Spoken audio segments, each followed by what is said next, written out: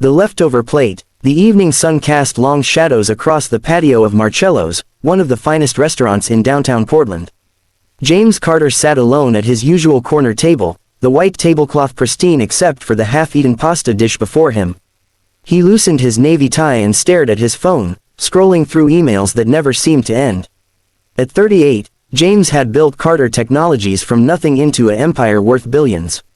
He had corner offices, luxury cars, and penthouses in 3 cities.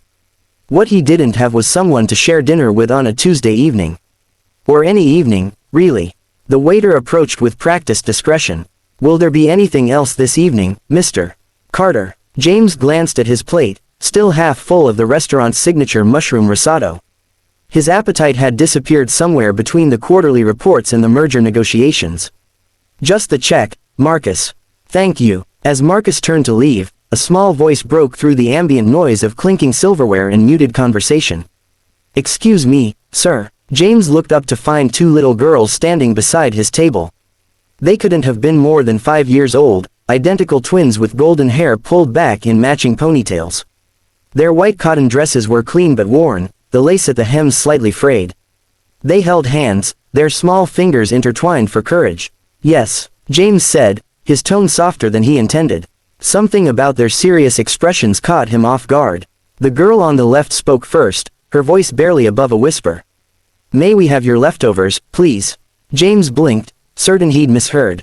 In all his years dining at expensive restaurants, no one had ever asked him such a question. He started to respond, but the second girl continued. "We're very hungry, and Mama said it's wrong to let good food go to waste." James felt his throat tighten. He looked at their faces more carefully now, seeing the hollow spaces beneath their cheekbones, the way their dresses hung a bit too loose on their small frames. But it was their eyes that stopped his heart, bright, intelligent eyes filled with a dignity that no child should have to possess. "Where is your mother?" James asked gently, scanning the restaurant. The first girl pointed toward the entrance, where a young woman stood in a cream-colored dress, watching them with an expression of mortification mixed with resignation. She was thin, perhaps too thin, with the same golden hair as her daughters. When her eyes met James's, she looked away, her cheeks flushing with embarrassment. James understood everything in that moment. The worn but carefully maintained clothing. The way the woman had let her daughters approach him rather than doing so herself. The quiet desperation masked by careful manners and taught politeness. "What are your names?" he asked the twins. "I'm Emma," said the first girl. "I'm Lily," said her sister. "Well, Emma and Lily, would you and your mother like to join me for dinner?" James gestured to the empty chairs at his table. "I have far too much food here for one person, and I hate eating alone." The girls' eyes widened. They looked at each other, then back toward their mother, who had taken a step forward, shaking her head slightly. James stood and walked toward the woman, keeping his movements slow and unthreatening. Up close, he could see she was probably in her early 30s, though worry had etched lines around her eyes that made her seem older. "I'm James," he said, extending his hand. "Your daughters are remarkably brave and polite. You've raised them well." The woman hesitated before shaking his hand. Her grip was firm despite her obvious discomfort. "I'm Sarah Mitchell. I'm so sorry. I told them to wait outside, but they saw you through the window and I shouldn't have said anything about the food waste. They took it literally." "We'll go now." "Please don't," James said quickly. "I meant what I said. I have more food than I need, and I'd genuinely appreciate the company." He paused, choosing his words carefully. There's no shame in accepting help when it's freely offered. And there's no shame in needing help either. Sarah's eyes glistened with unshed tears. "We're not. I mean, we don't usually. I had a job. I have a degree in graphic design. But my husband died 8 months ago, and the medical bills, and then I lost my job, and childcare is so expensive." The words tumbled out as if a dam had broken. James listened, his heart heavy with recognition.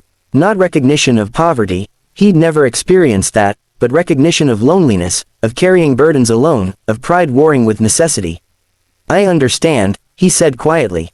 "Please, join me, let's have dinner." Sarah finally nodded, and James watched as relief and gratitude washed over her face. He signaled Marcus and requested menus for his guests, along with fresh place settings. Over the next hour, James ordered dish after dish, pasta, grilled chicken, fresh bread, salads, and desserts. He watched as the twins devoured their food with barely concealed hunger, their careful manners occasionally slipping as they reached for seconds. Sarah ate more slowly, but James noticed she finished everything on her plate. The conversation flowed surprisingly easily. Emma and Lily told him about their favorite books and the cat they used to have. Sarah talked about her design work, her eyes lighting up when she described color theory and composition. James found himself laughing genuinely for the first time in months. "You know," he said as dessert arrived, "my company is actually looking for someone to head our marketing design department. We lost our previous director last month, and I haven't found the right person yet." He looked at Sarah directly. "Would you be interested in interviewing?" Sarah's fork clattered against her plate.